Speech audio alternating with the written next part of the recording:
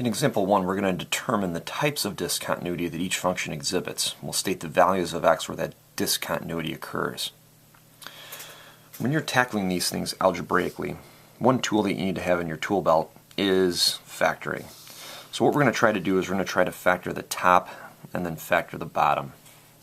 Sometimes it's not factorable, and that's okay, and we'll deal with that here in part B.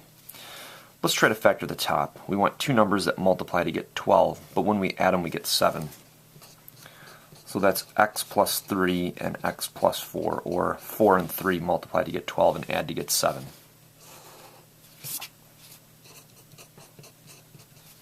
In the bottom we need two numbers. When we multiply them we get negative 32, but when we add them we get negative 4.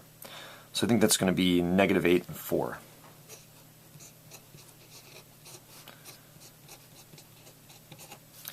In factored form, you're going to notice some things of interest. One thing that you might be noticing right now is that we have the same factor in the top and the same factor in the bottom. When this occurs, when we have the exact same factor in the top and the exact same factor in the bottom, that's going to be a hole at the x value that makes the bottom 0. So what we're going to do to find this hole is we're going to set x plus 4 equal to 0, and there will be a hole at an x value of negative 4. You can also call that a point discontinuity. This set over here, or just looking at the x minus 8 rather, doesn't matter if the x plus 3 is there or not, just looking at the x minus 8, we don't see that same factor here in the top. So this guy is going to be a vertical asymptote. So if you see the same factor in the top and the bottom, that's a hole. If you don't see the factor in the top, then it's a vertical asymptote. We don't really care about this factor in the top here, because if we set that equal to 0, well, 0 could be in the top of the fraction, so there's not going to be any missing value for x there. We just want to worry about the factors, or what values of x make the bottom 0. We can't have division by 0. We're going to have some kind of discontinuity if we have some variables here in the bottom. So this vertical asymptote, we'll just call that a VA,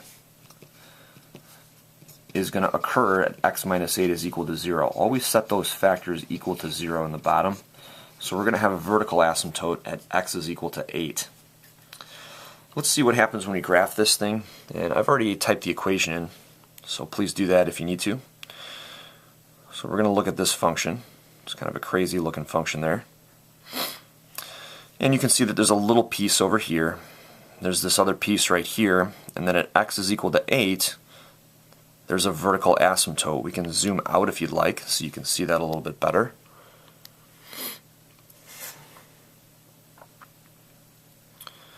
And there's that value of 8 right here. Okay? So there's that vertical asymptote right at x is equal to 8, exactly where we thought it was. I'll go back to zoom 6 here.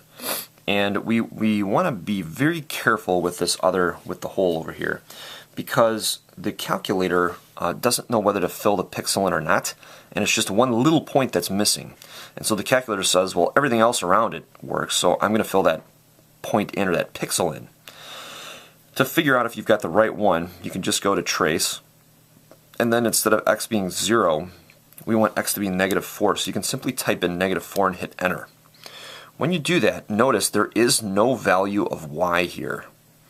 So even though the calculator appears as though it's graphed a solid line through this area right here, I know it kind of hits the x-axis, it actually is a discontinuity right here at that value. So what we need to do is we need to look at this algebraically to figure that out, and then you can use your graph as a backup for sure. You could even graph it first to begin with, but be careful because your graph will not show that hole. Let's try the second one then, and this is part B here.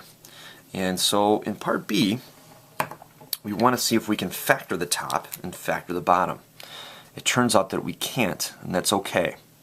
So we don't see a 2x minus 7 in the top here, so this 2x minus 7 is going to be a vertical asymptote.